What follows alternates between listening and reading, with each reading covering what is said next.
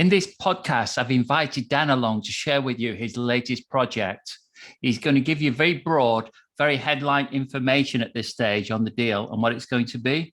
And as it plays out over the next 18 months or so, we're going to provide you with further updates. So here we go. Hey, so I'm here with Dan, and it's a really exciting podcast that we're going to cover. Dan has finally landed Mancourt House development. So yeah, amazing. Congratulations, Dan. Thank you, Mark. It's been a long time coming, but we got there in the end. Yeah, you've landed the beast. So yeah, excellent. I'm really, obviously I've heard like bits about this, but it'd be great to like deep dive exactly what's gone on with the project. Absolutely. And, yeah, all yours. Background. So Perfect. I would think most people would actually, obviously this is the Property Entrepreneur podcast, will probably know about you. But for those that may be listening for the first time, can we just have some background as far as yourself and yeah, absolutely. So people who listen to the Property Entrepreneur podcast will be familiar with me in the business side of things. One of the companies that we own is a development company, and I've been doing developments. I've been on buildings my whole life. So I started on buildings when I was 15. So that was over 20 years ago now. How was you doing that at 15 then? What was you up to? Hod carrying, labouring, roofing, dry lining. Was that, who's that with? Is that somebody you knew? Is that a family member or? Well, I actually went to look for a labourer's job at 15 because I had like a daily paper round, a Friday paper round, a Sunday paper round, and I thought I'm still free at the weekend. Someone must want me to like dig out sites or something.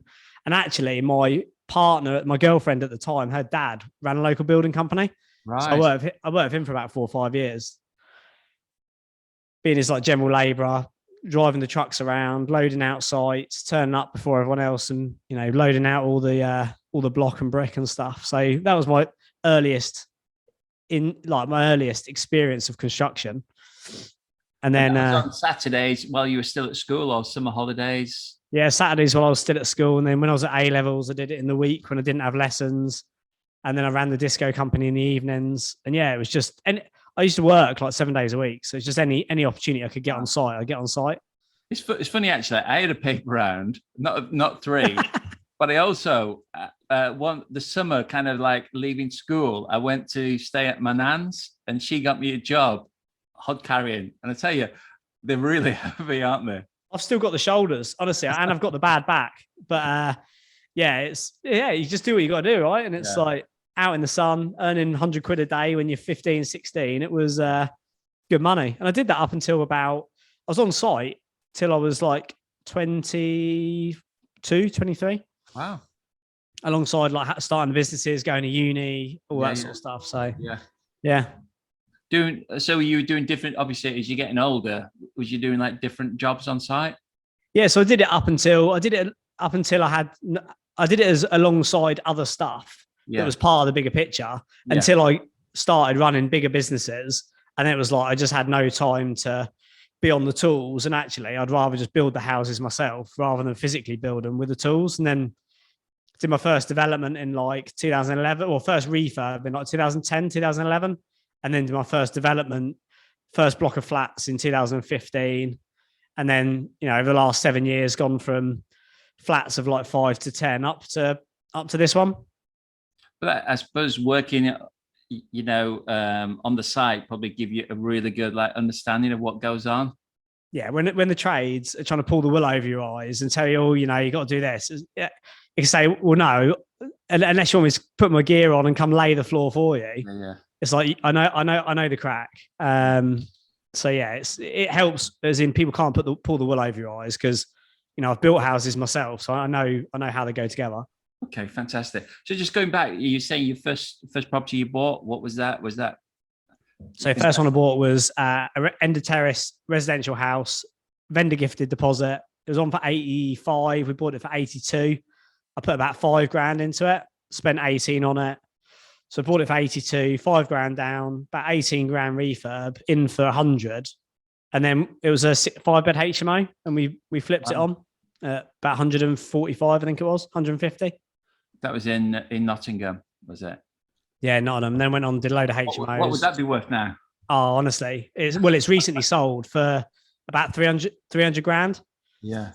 So I should have, in hindsight, should have kept it. But at the time, making 40 grand on it's a lot of money.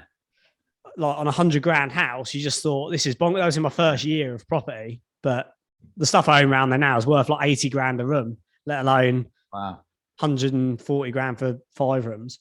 Yeah. So yeah, it's bonkers.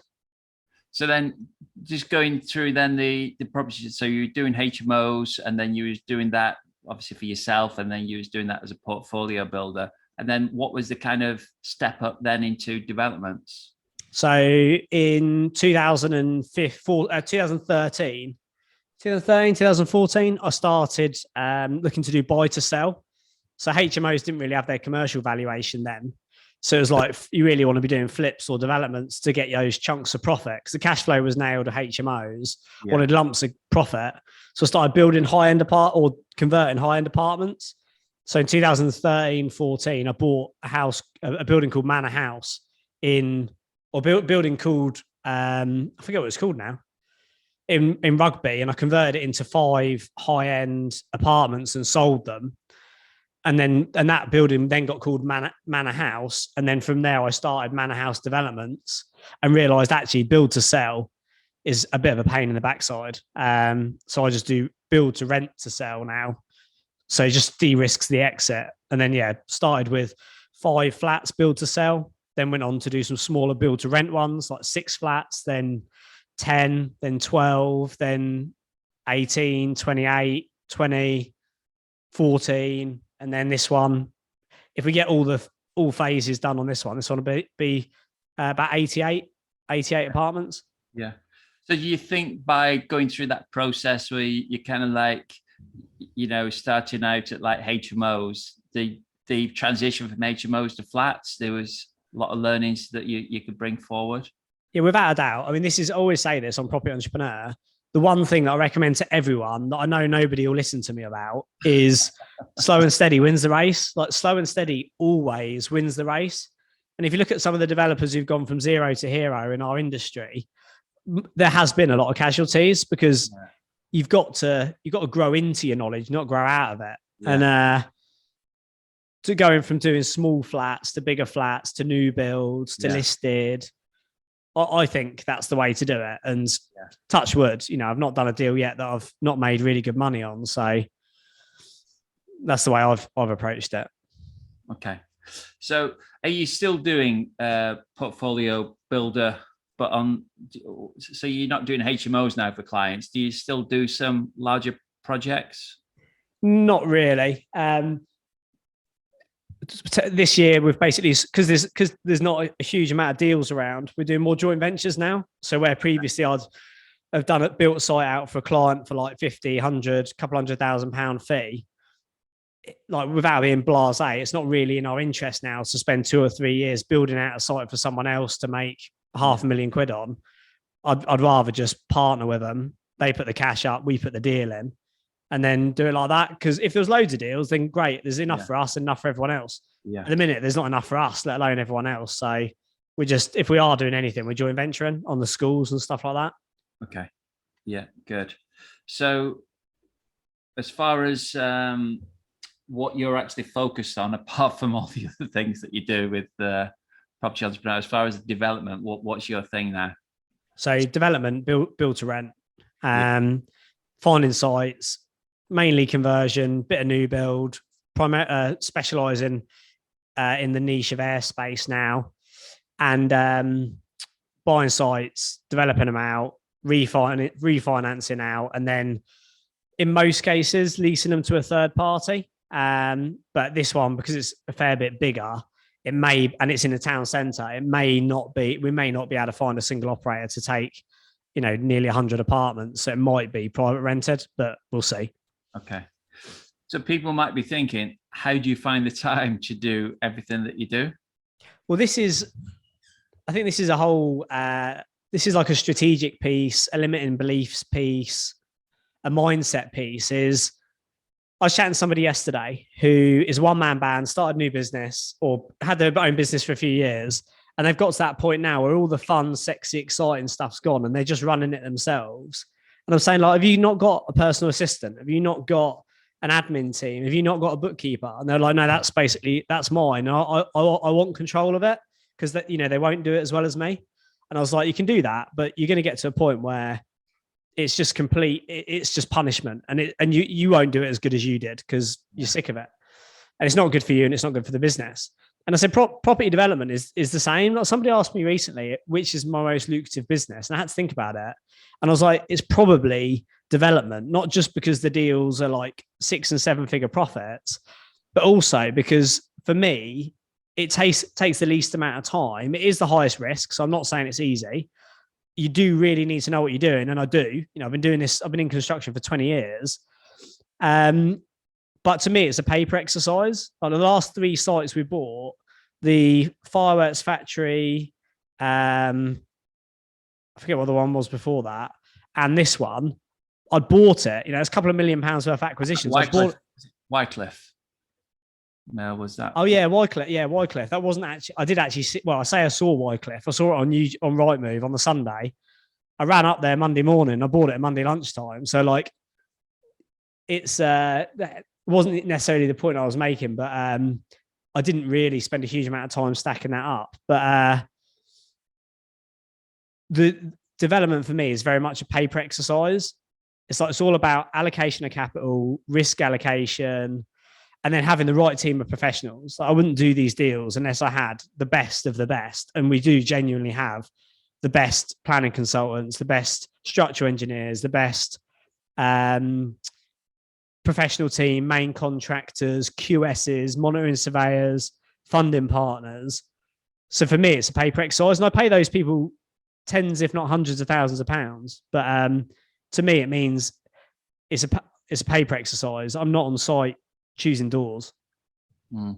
We've also got quite a lead team as well, haven't you? Is it like yourself and Jen? That's the other thing why I think it's probably one of the most lucrative. If you can make 7-figure annual profits and from just having one employee, there's very few businesses, even 6-figure returns. There's very few businesses you can make 6-figure or 7-figure returns with just one employee. But development is definitely one of those if you build it right. So if somebody was looking to find somebody like Jen, how would you kind of go about that again?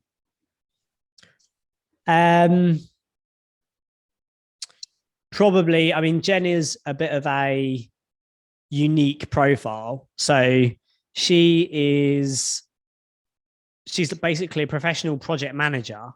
So she's used to delivering sites, developing refurbs, working with sites, but she's also very much a people person. So she's got the Blaze management skills, so she can actually get the team to do things effectively.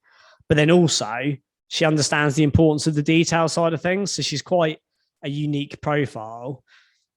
I wouldn't say you necessarily want to go for each of those bits individually. So for example, you wouldn't necessarily want to go for a pure project manager because when they've got to deal with third parties, there's so many opportunities for friction.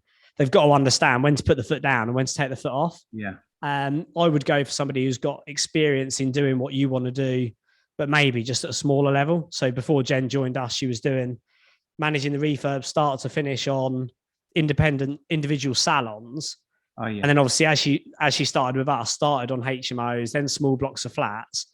And now she's running 7 and 8 figure developments. So it's probably taking someone with the well-rounded skills and then developing them up would probably be the way to go about it. I even don't think it's something you can throw money at. I don't think you can say, right, I'm going to pay someone 200 grand to do this, because it's a very specialist type of working relationship you need to have.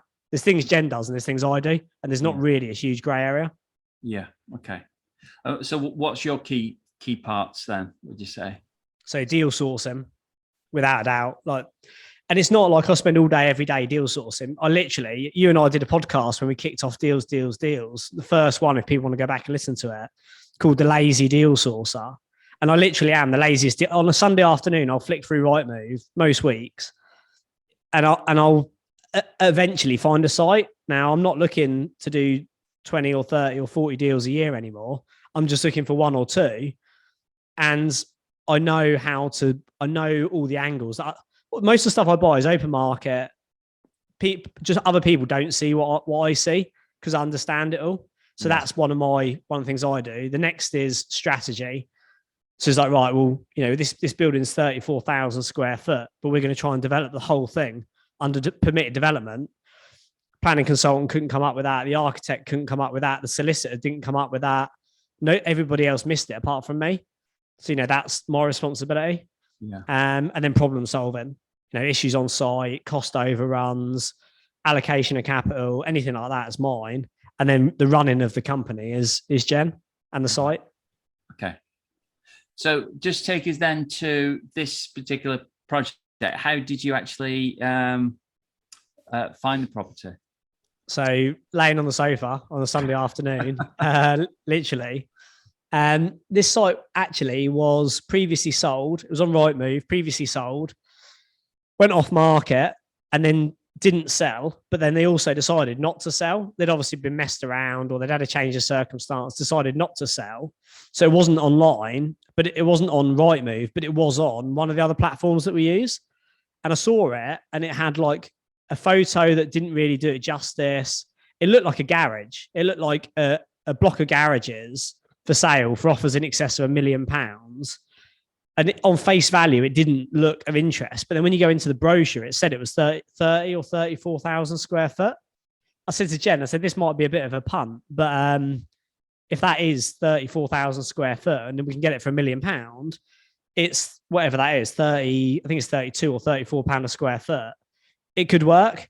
And then Jen went down there like the Monday, Tuesday, took a picture of it and was like, this has got our name written all over it. And then we got in touch with the agent and the agent was like, no, they're not selling it. They're not interested anymore. They've been messed around. They're just going to keep it. And then Jen worked her magic like she normally did, got them to consider an offer. And it did take a long time. Like these deals, the bigger the problems, the bigger the profit. They can take a while. Yeah. But a year and 2 weeks later, we completed on it and we bought it for 960 grand. Right. Amazing. So you were saying it was on another portal. Which portal did you actually see it on then? So it was on Rightmove, but then taken off. And I never actually saw it on Rightmove. So I don't know how I missed it. I found it on the Estates Gazette. Right. Okay. Which was recommended to me by 𝗂𝗍𝗍𝗃 from Commercial Property Academy. Yeah. Okay. So you saw it on there. Jen went to have a look. You're also very clear on your numbers as far as what you pay cost per square foot. So you're in Nottingham. You want to give people like maybe an idea of? Yeah, so in Nottingham, we'll pay in like B and C grade areas. We'll pay up to £90 a square foot, or we used to pay up to £90 a square foot when we could do high density developments under minimum space standards. I don't know what the maximum we could go up to now, but it would probably be like nearer the top end of that range, maybe like £70-80 a square foot. But this we paid, I'm not sure how many square foot it is. Jen said it's 34,000. I thought it was 30,000. Let's say it's 30,000 square foot, just being conservative. Or I bought it thinking it was 30,000 square foot. 30,000 960 grand divided by 30,000 square foot was £32 a square foot. Like I'd bought it before I'd even seen it. And I'd never been in it until after we'd moved in. I was just like £32 a square foot. I can afford to run it as commercial and still make good money. So it's just no brainer. Wycliffe Mill was £34 a square foot. This was between 28 and £32 a square foot, depending on how you calculate the square footage. So what is it at the moment then? What's the usage? So it's office. It's all office and industrial. Okay. So it's like retail, manufacturing. I'm actually meeting the tenants today for the first time. Like I've literally been here the first time since we bought it. Jen, they all want to obviously say hello and meet me. But there's like a retail shop, storage, all sorts of stuff in there. I mean, it's big. It wraps around McDonald's and Tesco Express. It's a big building. Not Tesco Express, Tesco Extra. Yeah. And what's the occupancy like on it at the moment then? Well, it was quite high. It was about 75%. Okay. As they found out we were buying and that we wanted to develop, etc., they started to move out. which has actually worked quite well because the front block is going to be vacant very shortly. And in order to use MA, we need it to be vacant for 3 months before we put our PD in. And we were expecting to have tenants in for a year before we started our planning process. But actually, because they've left of their own accord, it's worked quite well.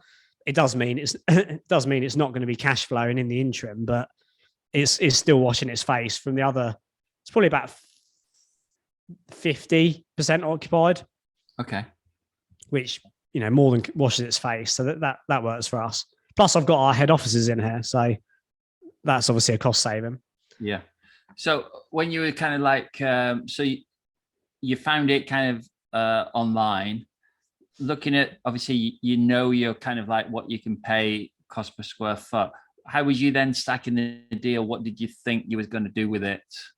Well, because we've done loads of them, because we've built loads of these apartments, I know at that per square foot, it's there or thereabouts going to work for a residential scheme. What I then did was I basically just bought it on that premise that I can't lose. And to be fair, in the current market, this site empty is worth more than I paid for it, I suspect.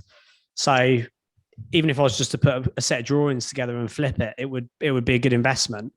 Plus, obviously, we've come out of a period where I've been encouraging high liquidity, whereas now I'm saying inflation's going up, you want low liquidity. So to be able to park £1 million worth of capital into a building like this is just a no-brainer.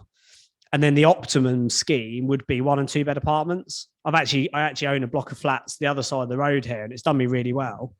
It'd be a block of 1 and 2 bed apartments. We're building it out in phases so we can actually see what the demand is and the price points for the units. But it'll be a mixture of 1 and 2 bed apartments. And then I'll basically build it, refinance it, rent it out. 1 beds will be about 90 to 110 grand. And then the 2 beds will be about 120 to 150,000 for the 1 and 2 beds. And then for rent, I think we've budgeted the 1 beds at 550 and then the 2 beds at 725. But the flats I've just got across the road have just let at 550 and they're like nowhere near what this is going to be. So it's pretty encouraging, but obviously the market's hot at the minute. So are you there now then? You're the building now, are you? I'm literally here. I should have said that. I'm literally in the building. Right. I'll unblur my background so you can see it. It's like 60s old school office block. Oh, yeah. Used to be a fashion manufacturer and fashion, like big East Midlands fashion manufacturing and brand company. Been here all their lives and decided to retire now. So fair play to them. All right. Okay. Excellent. So you stack your number. You said it is taking you like a year. What was some of the issues on that then? So because it's one of the things we're buying, it's a really, really good thing to do to buy tenanted buildings. I've bought a few like business centers and things like that. And it's good because it de-risks your short term. You can buy it and it's going to wash its face while you get planning. Perfect.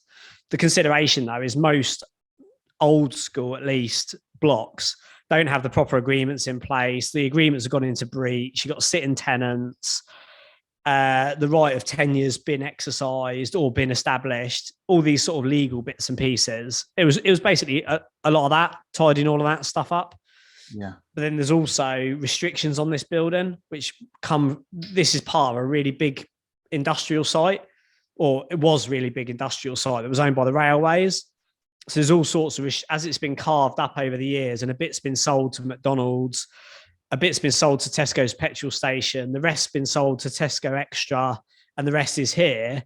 There's these are written in the 60s, like rights of access, restrictions from development, all sorts of things that make the solicitors run for the hills. But when you actually, again, this is where I have to come into it and figure out what's the solution. If you left it up to a solicitor or an architect or a planning consultant or an accountant, a deal would never get done. So when everyone's saying, the deal's not going to work, I have to get in there. I have to get in there and, find a way to make it work and then tell them how to make it work. And, touch wood, that was what we did. Okay. So with MA, you using class MA, there's a certain size you can go up to. So how much, you want to just let people know about that? Yes, it's 1,500 square meters, or 1,500 square meters, which is about what that rose up to, 16,000 square foot. I think, or it might be the other way around. But yeah, you go up to 1,500 square meters, which is basically half. I mean, again, there's a bit of luck in this stuff, but it's essentially half of this building. So what we'll do is the process I'm doing, I'm also putting AB prior notification permitted development in for airspace. So 2 floors on the front, 1 floor on the side. And that airspace will be, I'm basically putting the application in now for 2 floors on the front block. So it's a big L-shaped building. Front block, 2 stories on top will be AB prior notification, hopefully for like, I don't know how many units, 30 units. Once that's granted, I'll then put 𝗵𝗶𝘀𝗶𝘀 in for the downstairs. And then once that's granted, I'll build out the whole of the front block, which will probably be about 50 apartments. And then subject to how that looks and it works, then roll over to the rear block and do the same, but only 1 story of airspace on the rear block, and then 𝗵𝗶𝘀𝗶𝘀 on the main block, and then develop the back part out. Okay. So with MA, you need, do you need parking for that? So it's traffic is a consideration, but because it's permitted development, it's more flexible. So it's not necessarily a criteria. Yeah. However, it's not necessarily a criteria. If it were to be a criteria, this location specifically is preferable because the local council this is the most important thing about mastering your market is I've read the local plan 1 million times and every bit of supporting document. And it's quite clear that the local council here don't want cars in the town centre. So basically they've pedestrianised the high street, which basically means cars can't go through the high street anymore. Yeah. And this is, if you look out of that window, it is the high street. Okay. So basically they're sort of saying they don't want cars. And also the town centre is struggling. So they've got objectives to increase footfall to the town centre. Yeah. And like, if you were to put together a logical argument, what's one way to get more people into the shops in the town centre? Put 120 to 200 tenants in there in a block of apartments. So yeah, there you go. Okay. So if somebody, say, was looking at that size, obviously you've got double, but like 1,500 square meters, as a ballpark, how would you kind of like calculate how many apartments you can get from that? So this is like I don't know. So I don't know the best way to appraise it, but there's various parts. And then you've basically just got to make your best decision. So you've basically got GDV per square foot. Yeah. And you'll probably find that a single let, a 1-bed has a higher GDV per square foot than a 2-bed. It's just tends to be the case. Yeah. So if you were going to sell it, there's an argument that you want more 1-beds than 2-beds. Yeah. If you want to rent it, there's also an argument that the yield on a 1-bed is arguably better because the rent compared to the build cost is higher. Yes. So the rent yield over spend is potentially higher on a 1-bed. So all of that would say, right, well, I'm going to put loads of 1-beds in. But then you flip to the other end of the spectrum and it's like, right, well, how many 1-beds could this location actually take? Yeah. Also, funders can be a bit funny if you've got too many 1-beds. Planners can be a bit funny if you've got too many 1-beds. And you don't want to flood the market. So it's like finding that sweet spot. If you really wanted to squeeze the returns on paper, you'd probably go for 1-beds. So for 1,500 square meters, you'd be looking at £370 a unit. 1,500 square meters at 37. You get probably 40 1-beds in 30 square foot. Is that right? In 1,500 square meters, if it's 37 square meters, 40 1-beds, which sounds quite appealing. But then you've got the other issues with the market demand, things like that. So I've gone for a mixed scheme of sort of, you got on paper what's going to get the best return, in practice what's going to guarantee it's full all the time, and then finding a sweet spot. And also, if you ever had to sell them, if they're all one beds, it would either take forever, or you'd have to sell them to investors, or you'd have to sell it as a block. Okay. Whereas if you've got 2 beds and 1 beds, you can do a mixture of investors, residential, buy-to-let investors, first-time buyers, etc. And then what's your exit with this? Are you looking to keep this long term, or do you see yourself selling this? No, this would be financial fortress. This would be like 2 financial fortresses in one. So I'll literally, my plan would be to keep it forever. Okay. Yeah. Or at least indefinitely. Yeah. So you're going to go starting through the planning process. How long do you think that might take?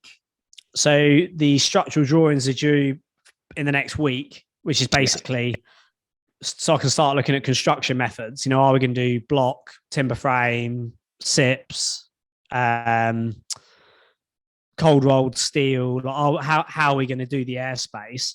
So structural designs end of this month. Then the architects will have like 2 to 4 weeks to draw out the floor plan for the first phase. Yeah. We're then getting CGIs drawn up as well, just to try and make it look appealing. So, at least when the planners are looking at it, it's something they want rather than get their heckles up. And then I don't know, I've actually got a meeting with Jen today. So I'll find out today, scheduling where we are. Okay. And then, we'll go from there. But end to end, worst case scenario, it'd be like a 3. If everything goes through, if all 4 phases go through, it'll be between 2.5 and 3 years to build. I think it'll be a little bit less because the tenants have moved out, so that saved me like 6 to 12 months. But I was expecting it to be 2.5, 3 years end to end, and that flies by. It's taking me a year to buy it. Yeah. And then exit. So as far as funding, how are you looking to fund the deal, fund the refurb, and then as you exit the refurb, how are you looking to fund that then, do you think? So initially I was going to buy it cash, like a combination of my own cash and investors' cash.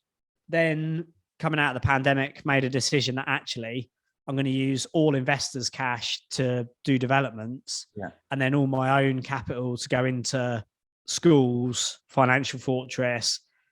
If I'm buying it and holding it, that's where my own capital goes, single lets. If I'm creating equity and profit, then using investors' capital. Okay. So I bought it all cash. Granted, there is some of my cash still in there, but like I'll swap that out for investors' capital as soon as I can, or as soon as I get around to it. And then I will probably leave that capital in there, but also put a first charge on it for development funding.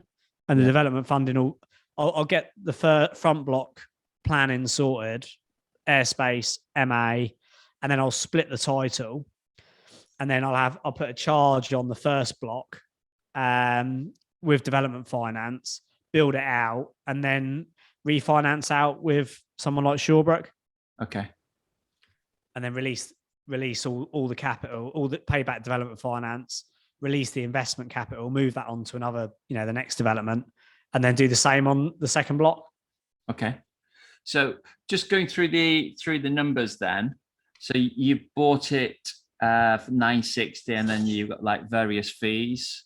So have you kind of like got like approximation of what you think the refurb might cost? As far as refurb, do you have like a ballpark figure of like a 1-bed, 2-bed on like previous? So what I've done is I've sort of worked it backwards. I mean, there's another reason to have it. It's good for it to be rented is the construction market in the minute. It's like real toppy. It's real hot. Yeah. So actually holding it for 6 to 12 months to let the market sort itself out, but it's probably a good thing. Yeah. So based on previous size, well, I've got comparables based on previous size, but to be honest, and again, I don't want people to think development's easy and that I'm too blasé about it, but I don't buy many deals, but the deals I do are absolute no-brainers. So with this one, I've worked it back and I'm like, worst case, so it's going to be worth between 10 and worst case scenario 10. If we get all 4 phases, worst case scenario, 10 million, could be up towards between 13 and 14 million. So let's say we're absolute worst case, 10.5 million. In order for it to be an absolute no-brainer of a deal, I need to be getting a 30% margin on that, which is 3 million.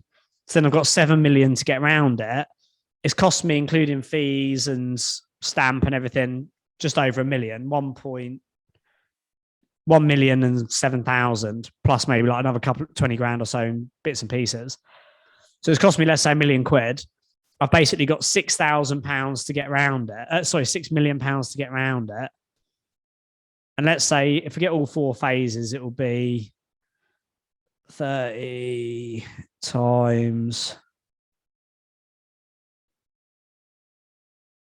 Well, the first block is 30,000 square foot.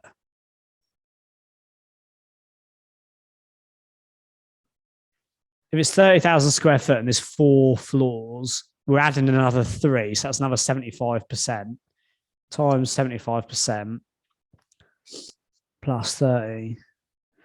So let's say it's going to be 52,000 square foot when it's finished. I've got, so let's say 55,000 broad stroke. I've got 7 million to get around it, divided by, what did I say, 55,000. Mm-hmm. So that's £127 a square foot to get around it. Now, more than half of it is conversion. Mm-hmm. The rest is new build. I could probably do new build at like 110 to 150. I could probably do conversion in a really good market of like 70 to 90.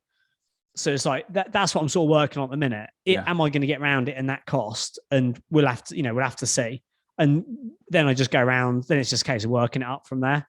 But looking at that broad stroke, I'm like, I don't think I'm going to have any issue getting around it. Okay. Yeah. So obviously, so it's going to be a fantastic deal. So, if you're looking at say a GDV of 10 million, and then looking to, with your purchase and refurb costs and your other ancillary costs, probably up to about 7. So if it works it backwards, the margin should, absolute worst case scenario, you'd want to be walking out there with a 25% margin. But I think it'll probably be a 30% margin on between 10 and 12 million pounds GDV. But so then when you come to then refinance, you should have all your money out. Yeah. And again, whilst I don't want to give people the wrong impression, like, I know how to do this stuff. I've been in construction my whole life. I've built hundreds of apartments, HMOs, houses. And I know what I'm doing. And this is the approach that I'll always take. It's very hard to know exactly what the cost's going to be. So I'm throwing numbers around here, but the reason for that is that I only buy deals that I can't, like, I'm really unlikely to lose on. I think I paid £32 a square foot. I couldn't build this building. I paid 960 grand for it. The rebuild cost on it is £3 million. Wow. So to build it would cost £3 million. I bought it for 960 grand. It's like, don't think that you can go buy in £10 million developments and you don't even know how much your build cost is going to be. I'm just saying, I don't know exactly what I'm going to do with it. I just know that whatever I do will be lucrative, even if it means drawing a pair of floor plans and flipping it for £2 million. So and then refinance it. And ideal scenario would be get all the capital back and then hold it, and it will cash flow, 200-300 grand a year, probably 250-260 grand a year. Okay, excellent. So sounds an amazing deal.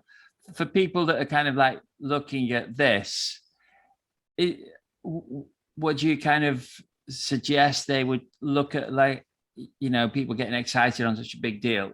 What's the best way to go about this? Is it kind of like going through the steps, or could you actually put together, if you wanted to skip some of those, put together like a really experienced team? What would you suggest?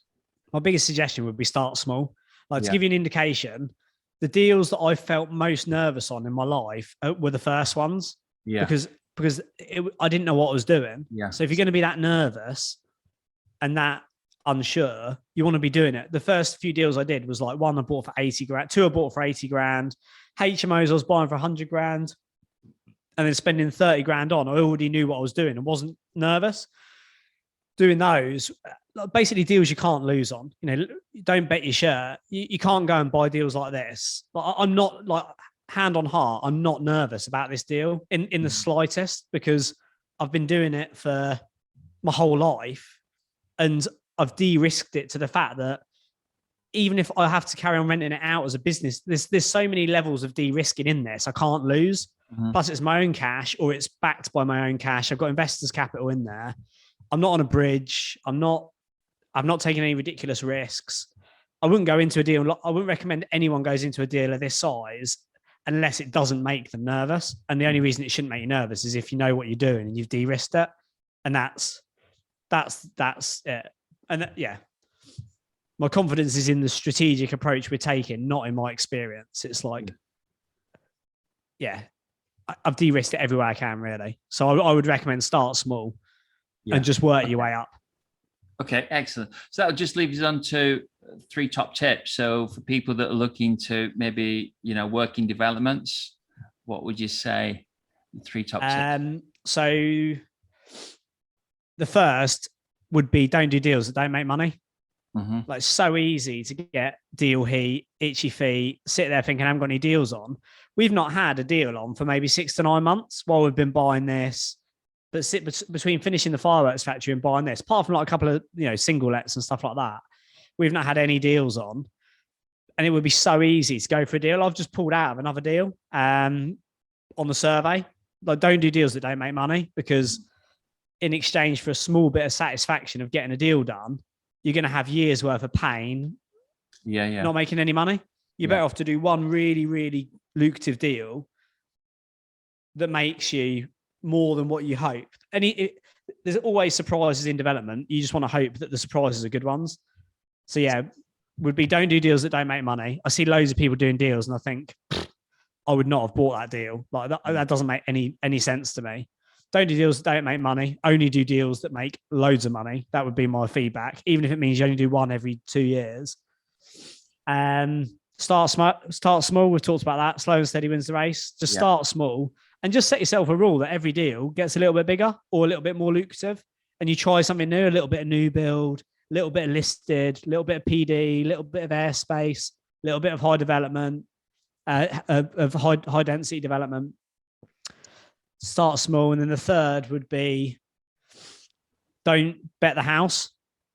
Like, nothing's worth betting the house. Don't lose your shirt. This is a deal that would, this is a deal that could make anyone for life. Like, it can make more than some people who do a deal like this, and it make more money than they've ever made. Mm-hmm. And they'll get really excited about it. But you've got to appreciate that a deal like this, or even just a deal like 𝗂𝗶𝘀𝗄, or a deal that's £500,000, you can make more than you've ever made, but you can also lose everything you've ever had. Mm-hmm. And it's like, whilst I'm being blasé about the numbers and stuff, is don't get seduced by the highlight reel of Facebook. Development's hard work. Always say to the board members, if you want an easy deal, go and get a Happy Meal, because like development is hard work. The bigger the problems, the bigger the profit, but you've got to roll with the punches, and it's never easy, never easy. But if you know what you're doing, it can be really lucrative. But most people don't, and they do lose their shirt. So don't fall into that trap. You want to make sure it's snakes and ladders, and you want to make sure when you hit a snake, it only takes you back a couple of steps. It doesn't take you all the way back to the beginning. And yeah, de-risk it every step of the way. So when it does go wrong, it doesn't cost you your house. Okay, excellent. Cool. So yeah, great to go through that deal with you. And I'm looking forward to obviously seeing you as you progress that. And thanks again for coming back on the podcast. My pleasure. Now. Thank you very much, Mark. And yeah, look forward to seeing you on your proper entrepreneur soon. Yeah. Thanks, Dan. Cheers. Take care, my good man.